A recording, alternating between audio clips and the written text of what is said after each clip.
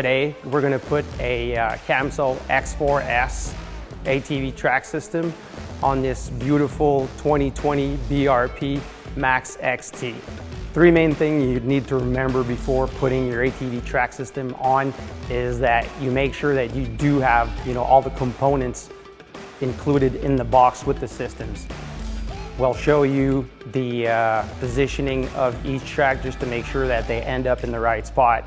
And at the end, we will do like the adjustment for everything. So we will, verify the attack angle, we'll verify the alignment of the ATV, and we'll also double check the track tension in the track systems.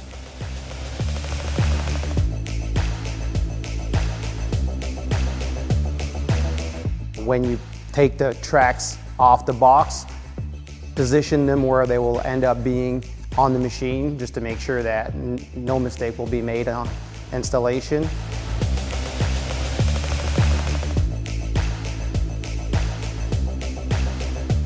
When you get your system, just make sure that you do have all the components.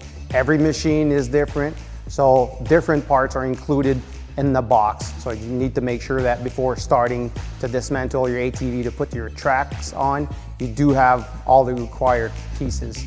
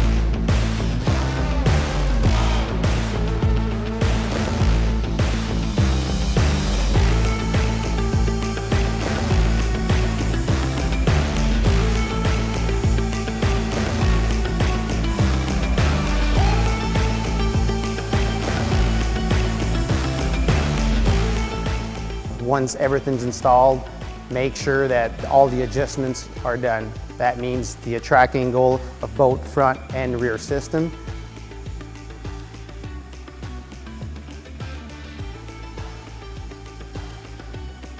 The alignment of the machine.